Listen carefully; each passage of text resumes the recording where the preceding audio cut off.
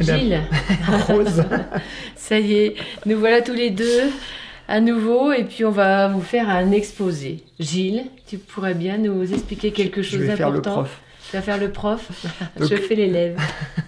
L'idée, c'est de parler du pouvoir de l'intention, encore une vidéo sur ce thème, et de parler de l'intention du gouvernement mondial, du gouvernement secret, de l'état profond. Vous voyez tous ces mots qu'on voit passer dans les vidéos YouTube, dans les mouvements un peu alternatifs, etc. Enfin, on entend. On entend ça.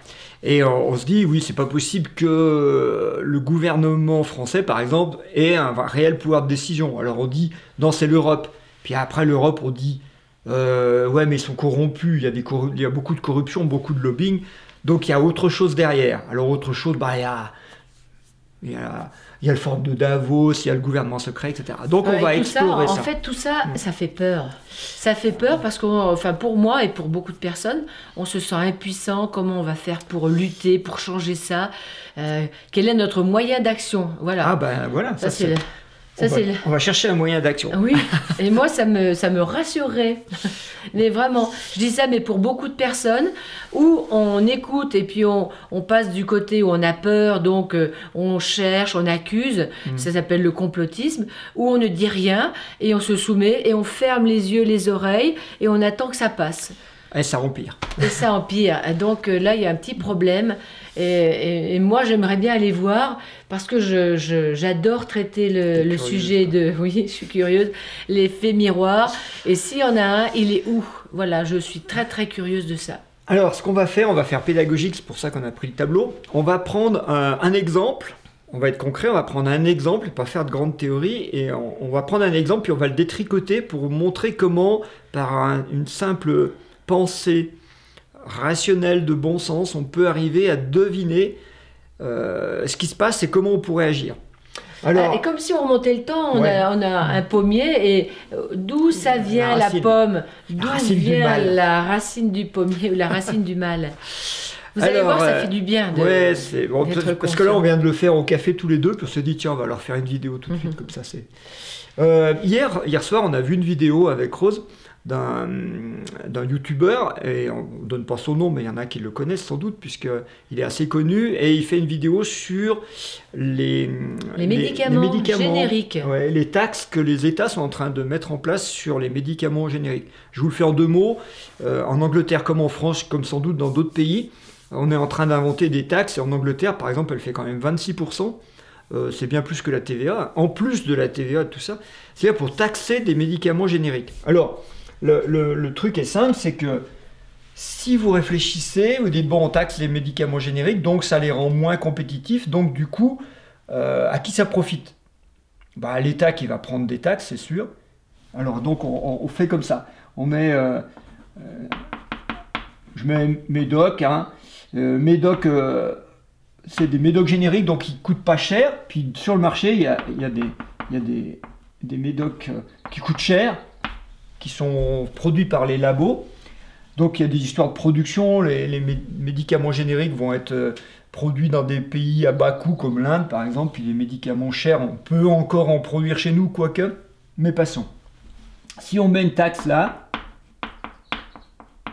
sur ce médicament-là, ça profite à l'État, qui va pouvoir régler ses déficits, mais comme on voit que ça profite indirectement au labo, on se dit peut-être que derrière ça, il y aurait un autre profiteur qui s'appelle le labo. Et le lobby, les lobbies pharmaceutiques, etc. On entend ça partout. En Europe, on est complètement pris par... tout le monde le sait, tout le monde le dit, mais on ne peut rien faire. Évidemment, parce que ça finance beaucoup, il y a beaucoup d'argent dans les labos pharmaceutiques. Donc il y a les lobbying à Bruxelles, et on le sait avec la présidente de la Commission européenne qui traite 70 milliards de contrats par un SMS, quoi. Voilà. L'impression que ça fait ici, c'est que là, ça c'est l'argent. L'argent... Donc, qui est notre argent, on va devoir payer plus, et absorber, et ça fait absorber d'accord, et absorbé, voilà. Et absorbé par quelque chose. Et pour moi, je regardais ça, c'est comme une pieuvre. Comment se sortir de ça? Quelle est la solution? Parce que c'est comme si on était pris, englué dans un système. Donc on a déjà un gouvernement secret qui apparaît tout de suite avec une réflexion très simple. À qui profite l'argent? Où va l'argent? Ça va à l'État, mais en fait ça va au labo. Donc là, je tiens mon bonhomme. C'est lui qui dirige le gouvernement secret. C'est un ensemble de multinationales. C'est des multinationales. Multinationales qui ont des entreprises dans le monde entier. Elles sont aussi bien impliquées dans ceux qui fabriquent ça que dans ceux qui fabriquent ça. Elles sont aussi bien impliquées en Europe qu'en Inde, en Chine, partout. Donc, de toute manière, ça y est, je tiens mon gouvernement secret, c'est lui. C'est un ensemble de multinationales et donc un ensemble de gens qui dirigent le monde. Et là, du coup, je peux désigner mon bouc émissaire, ça y est, je le tiens, c'est lui. C'est lui. Sauf donc que là, notre argent va passer pour l'État, pour ce groupe-là, et donc vers une multinationale, un gros système où nous, on est petits, voilà. Je mets un S. Hein. Oui.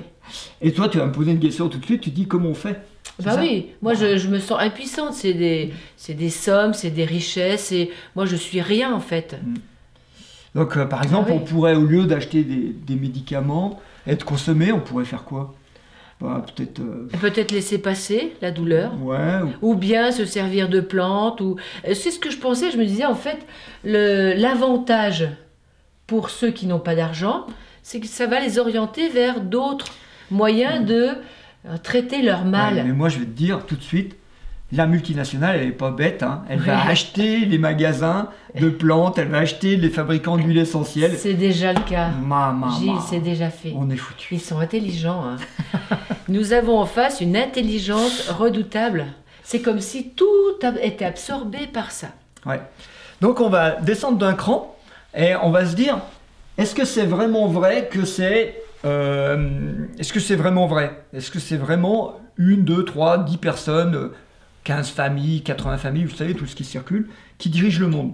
Et qui se téléphonent, c'est en plus, qu'est-ce qu'on fait demain, tout ça. Bon, c'est peu probable. D'abord, pour une raison simple, c'est que l'humain étant un humain, ces gens-là, en général, ne peuvent pas se voir. Comme ce sont des jeux, ce sont des égos. Les égos, en général, ne supportent pas les autres et ils veulent bouffer les autres. Ouais, oui, c'est ça. Ils veulent se manger les uns. Un peu la les guerre. Ouais, si Coca-Cola pouvait manger Facebook et Facebook mangeait Google, je veux dire, bon... Hein? C'est une bonne guerre. Donc là, c'est peu probable que ça soit des gens qui s'entendent. Ça, c'est des jeux, c'est sûr. Mais est-ce que c'est eux qui dirigent? Alors, on se dit, bon, est-ce que c'est vraiment ça? On se pose la question, et évidemment, vous savez sans doute que ces entreprises multinationales, et notamment les gros groupes, Pfizer par exemple, qui a beaucoup profité du Covid, sont détenus par essentiellement ce qu'on appelle des fonds de pension. Alors là, dessous, vous avez une deuxième couche qui s'appelle les fonds de pension. Et alors, c'est quoi ces fonds de pension? Tout ça.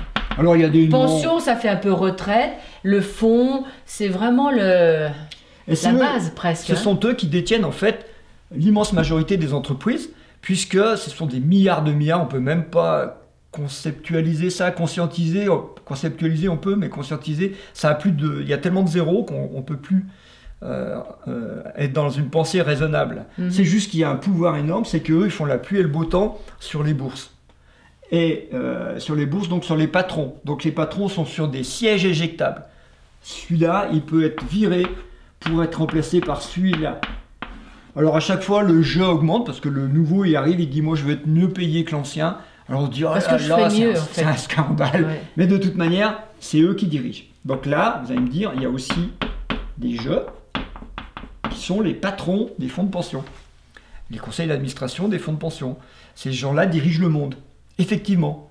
C'est pas eux qui dirigent, c'est eux. Donc ça descend d'un cran. Donc là... Nous arrivons au fonds de pension. Là, on y est. Là, c'est le gouvernement secret. Vous voyez comment on arrive à trouver le truc? On est au gouvernement secret, ça y est, on y est.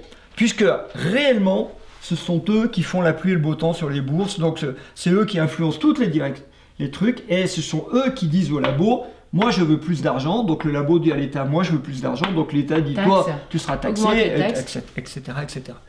Et là il y aura des contrats faramineux qui vont profiter aux multinationales, mais qui viennent alimenter en fait les fonds de pension qui sont les actionnaires. Et là on dit, les actionnaires. Donc c'est eux qui dirigent, les actionnaires de ce groupe-là, tu veux bien les représenter, les actionnaires, moi j'aimerais. Ouais, il y en a 2-3, là il y a 2-3. Hein, il y a 2-3. Mais en fait, les actionnaires, c'est des conseils d'administration, et les conseils d'administration, c'est un président. Et c'est toujours pareil, c'est une pyramide. Hein. Donc il y a toujours une pyramide avec quelqu'un qui dirige, apparemment, mais qui est aussi, comme lui, sur un siège éjectable. Pourquoi il est sur un siège éjectable? Parce que là... Oui, c'est ça justement. C'est quoi ces fonds de pension? Ça repose sur quoi et sur qui? Eh ben, en fait, qui crée ça, en fait, les fonds de pension? Qui crée ça? Eh ben, est-ce que ce sont ces gens-là? Ou est-ce que... On dit les fonds de pension anglo-saxons, parce que c'est en France, les retraites sont... C'est les gens qui cotisent qui payent à ceux qui sont en retraite. Là-bas, c'est tu prépares ta retraite. Donc tu prépares ta retraite, c'est-à-dire tous les ans, tu mets de l'argent. Tu investis. Tu mets de l'argent dans un fonds de pension. Tu mets, allez, je mets 100 balles, je mets 100 $, et tous les ans, tous les mois, je mets... Si tu mets 100, tu attends combien? Eh ben voilà, c'est ça le problème. C'est que moi, si je mets 100, aujourd'hui, si c'est pour récupérer 100 à ma retraite, je préfère les garder sous mon lit, au moins, je suis sûr de les récupérer. Mais le fonds de pension, il te dit, tu me mets 100, et je te donne par exemple... 120. Pas 120, il ne faut pas exagérer. Mais il va dire, je te donne 105, 107, 108, 109, 110. Ah, d'accord. Parce que moi, je place dans des multinationales qui me donnent 15. Donc je peux te donner 10. Ah. D'accord? Donc en fait, les fonds de pension... Donc si je donne 100, je récupère 110. Voilà. Et là, donc là, c'est du gain. J'ai gagné. J'ai gagné. Donc j'aurai une meilleure retraite. Et en fait, là, si je donne... Alors, tu peux le faire en rouge. Si je donne... Là, je donne 110 ici. Parce que cet argent, il va monter. D'accord. Et là, l'entreprise va me rendre 115. Sauf pour me rendre 115, elle est obligée de faire 15% de marge. C'est les marges qui te donnent. Danone, par exemple, on a viré le PDG parce qu'il ne faisait pas 15%. Les actionnaires l'ont viré parce qu'il ne faisait pas 15%. Etc. Donc là, d'où les prix qui vont monter d'une manière exorbitante. C'est prévu, les médicaments génériques vont faire un bond énorme.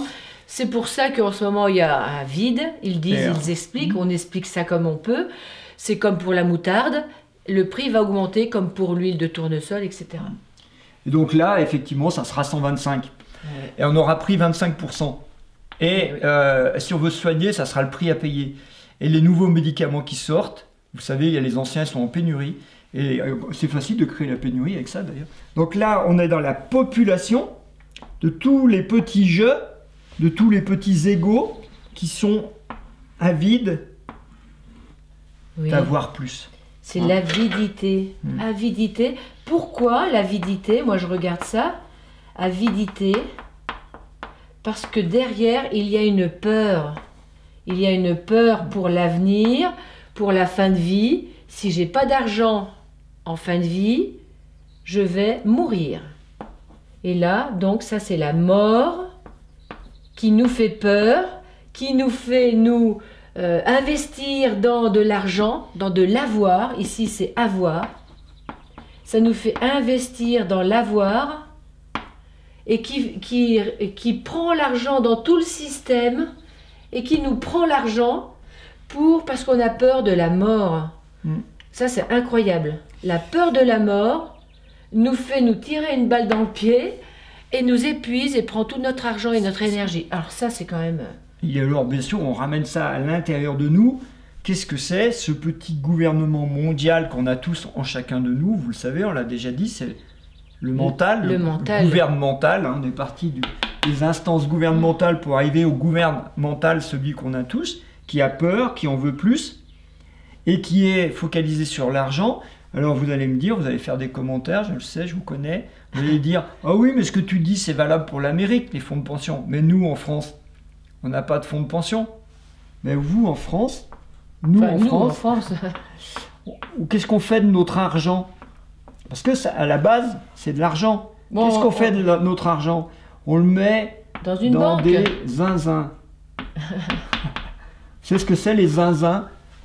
Les zinzins, c'est les investisseurs institutionnels, c'est-à-dire les banques assurances. Là, c'est les banques assurances.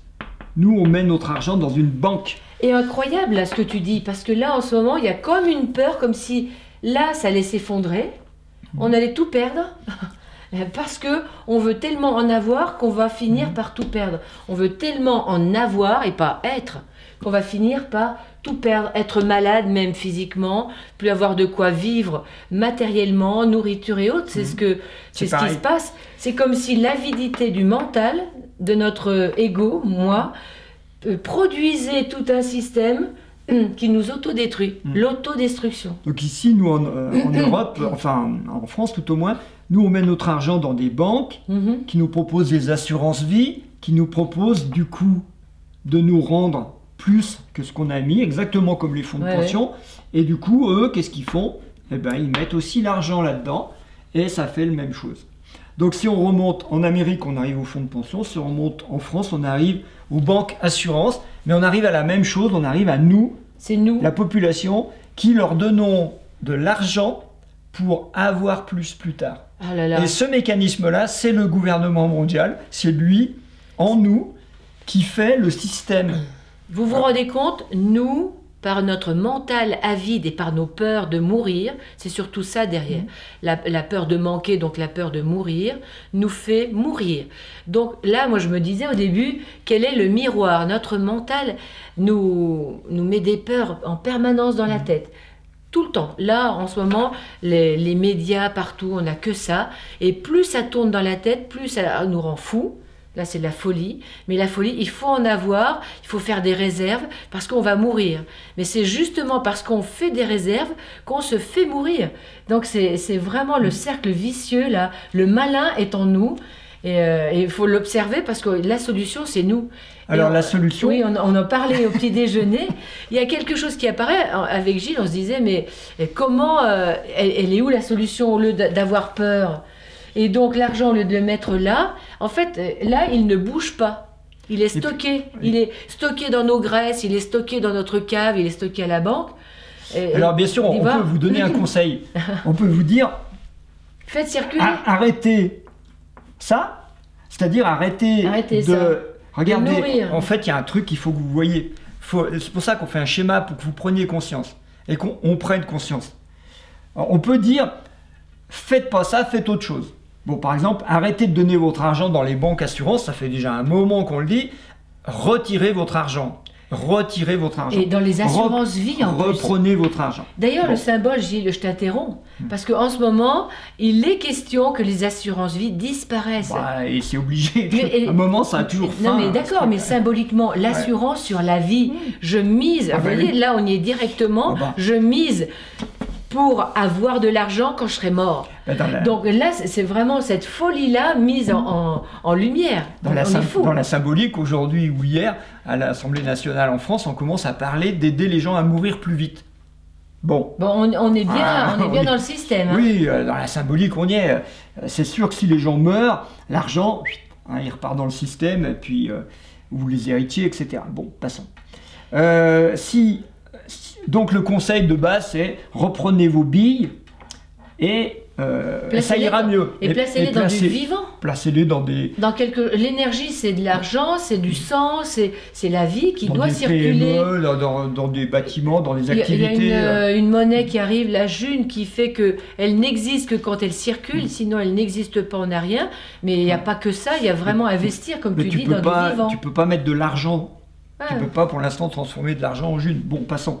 C'est juste ça, c'est un conseil de base, de bon sens, ne pas mettre d'argent dans ce zinzin. Mais il faut avoir conscience de quelque chose. Et je vais vous faire voir un truc, c'est que là, on a mis des barrières. Tu veux changer de couleur? Non, c'est bon.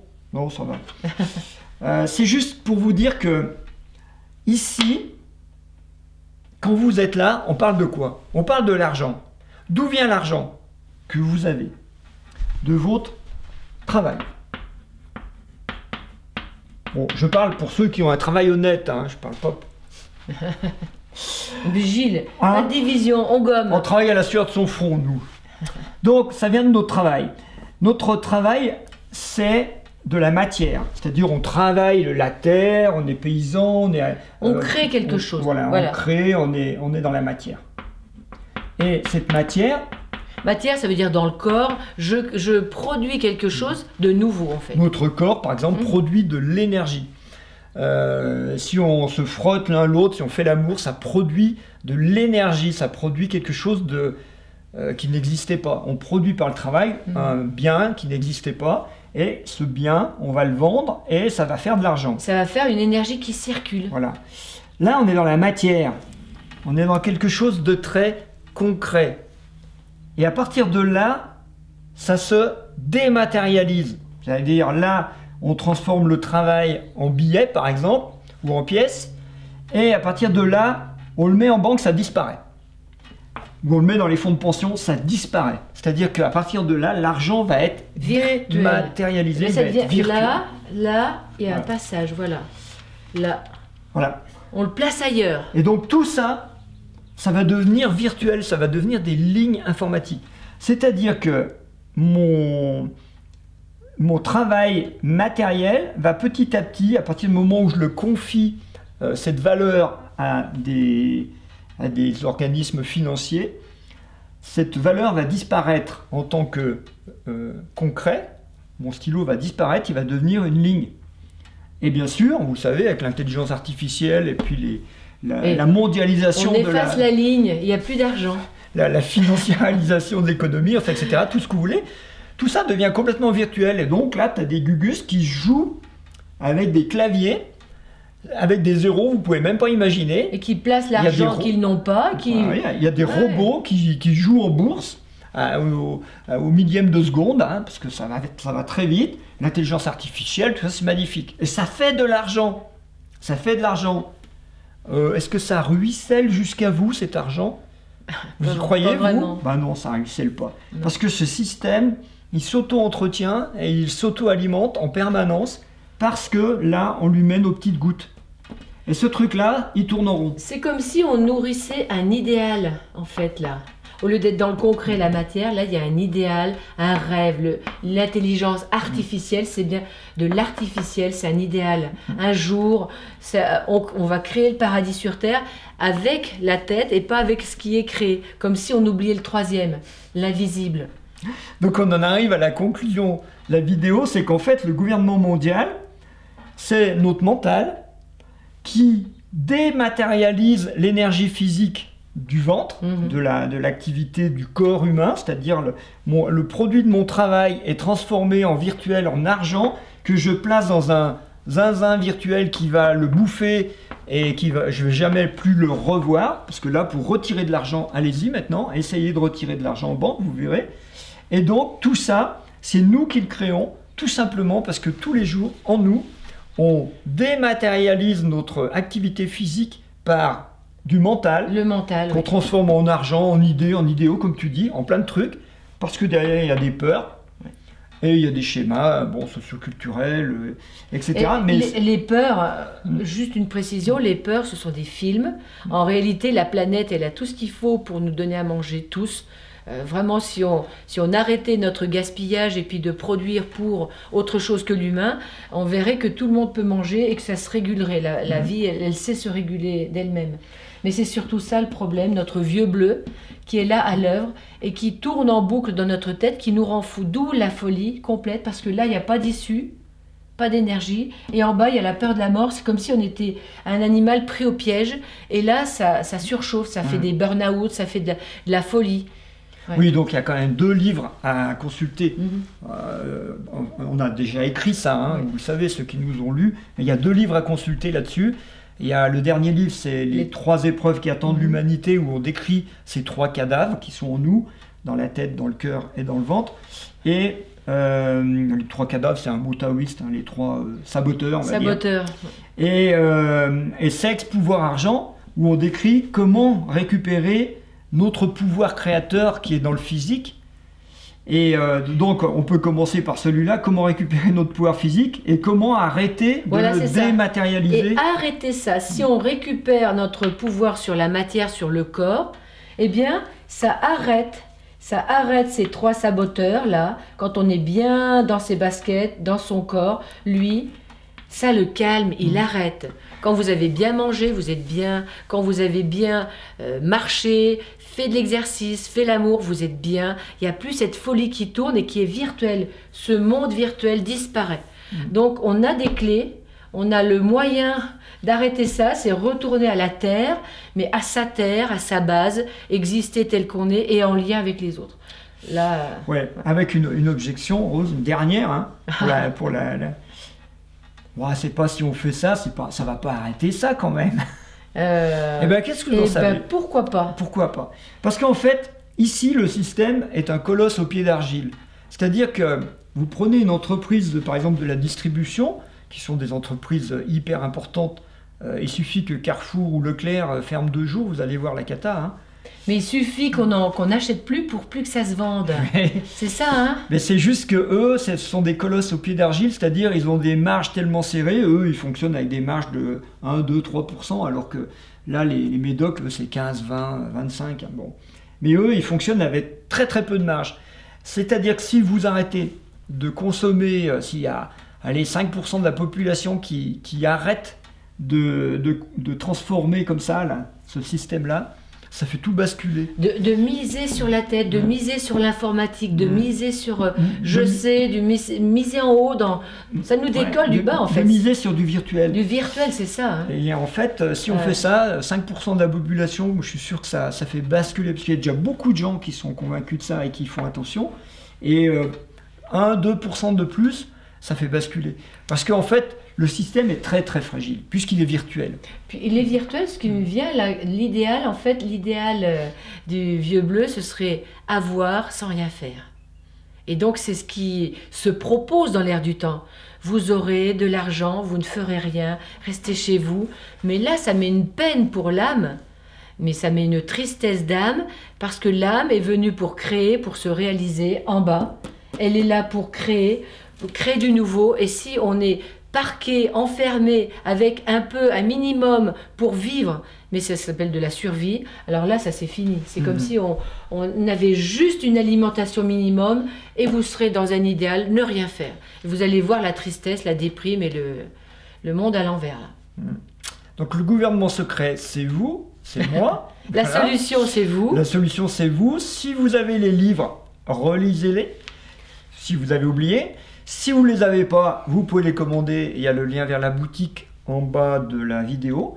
Et puis, surtout, c'est un travail. Hein, c'est un travail quotidien. Ce qui est bien avec ça, si vous l'avez compris, si ça vous parle, c'est qu'on a le problème et on a la solution. Il y a toujours ça dans la vie. Si il y a le problème dehors, c'est qu'on a le même dedans en miroir. Et donc, si on a le même dedans, c'est qu'on a la solution.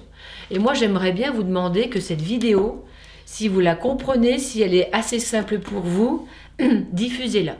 Faites-la passer pour que les gens se réveillent et se rendent compte qu'ils ont les clés de notre problématique actuelle mondiale, parce que c'est comme ça. Tout le monde est pris dans cet élan. On a oublié de créer et on voudrait du virtuel. Et en ce moment, on est dans cette peur-là de la mort et de comment je vais faire pour survivre. Donc, à vous de jouer. À vous de jouer. Dites-nous, échangez et puis faites-nous des retours. Allez, à bientôt. À bientôt, on vous embrasse.